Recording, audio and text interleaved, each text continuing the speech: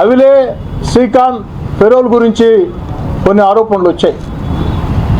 Nellore rural YCP incharge కొన్ని ఆరోపణలు చేశారు. వైసీపీ సోషల్ మీడియా అనేక ఆరోపణలు చేస్తూ ఉంది. వీటన్నిటికీ సమాధానం చెప్పాలనే ఈ యొక్క విలేకరుల సమావేశం.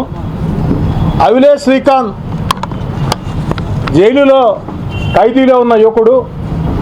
ఆ యువకుడికి పెరోల్ కావాలని వారి తండ్రి, వారి సోదరుడు నా వద్దకు వస్తే నేను ఇచ్చినటువంటి లేఖ, ఆ లేఖ ఇచ్చిన తర్వాత మేము ఇచ్చిన లేఖని తిరస్కరిస్తూ నేను గూడూరు శాసనసభ్యులు పాషం సునీల్ కుమార్ గారు, ఎందుకంటే ఈ కుటుంబం గతంలో నెల్లూరు రూరల్లో ఉండింది, ఇప్పుడు గూడూరులో ఉంది, అందుకని గూడూరు ఎమ్మెల్యే పాషం సునీల్ కుమార్ గారు నేను సిఫారసు లేఖ ఇవ్వటం జరిగింది.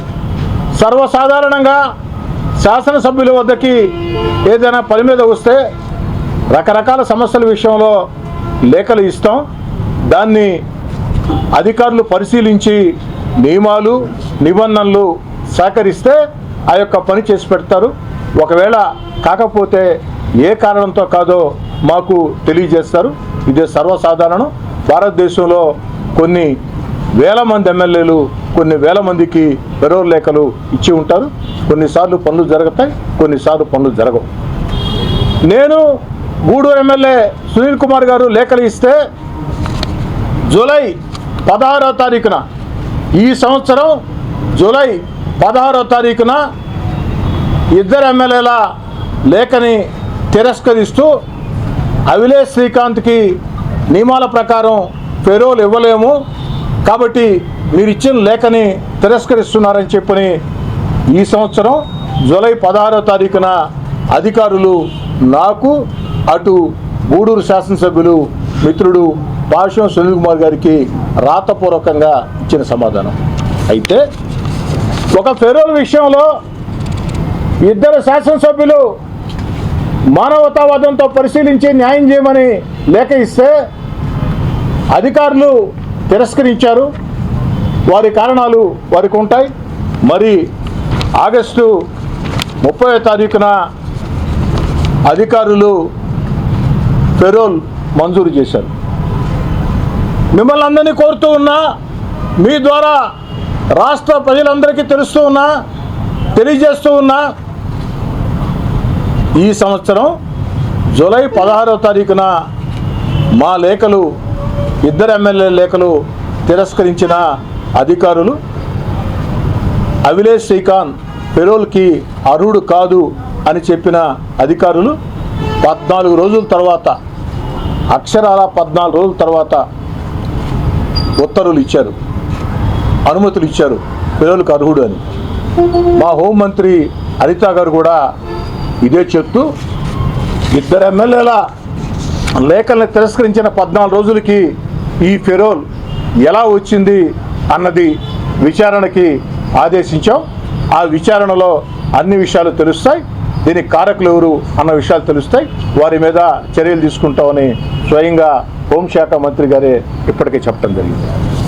మరి లేఖలు ఇవ్వటమే తప్పుని రూరల్ వైసీపీ ఇన్ఛార్జ్ అన్నారు.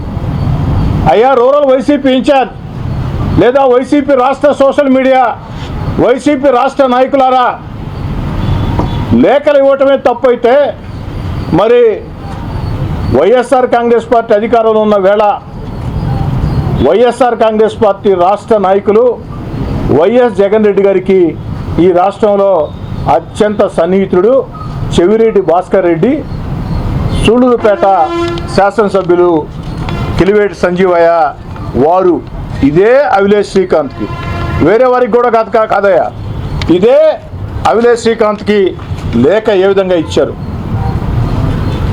వైఎస్ఆర్ కాంగ్రెస్ పార్టీ రాష్ట్ర నేతలారా, నెల్లూరు రూరల్ వైసీపీ ఇన్ఛార్జ్, సాక్షి టీవీ, సాక్షి పత్రిక రాలేదా? మా మస్తాన్ రెడ్డి గారు సాక్షి రాలేదా?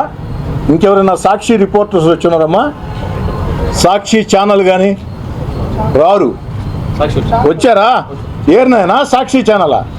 ఒకరు బాగా తీసుకుని ఆయన చేయుతున్నాయన ఒకసారి సాక్షి రిపోర్టర్ వచ్చిన్నారు కదా, ఒక్కరోజు చెయ్యి బాగా పైకెత్తి దీన్ని బాగా షూట్ చేసుకోండి ఆయన.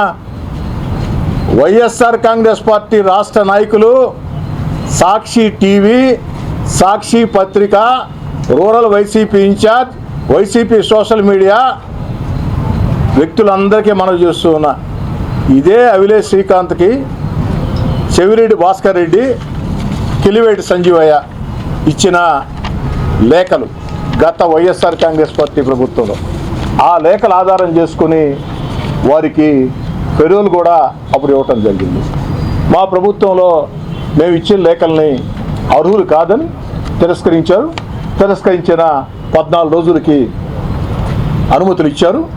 ఎలా సాధ్యమని హోంమంత్రి అనిత గారు విచారణకు ఆదేశించారు. విచారణలో అన్ని విషయాలు కూడా బయటపడతాయి.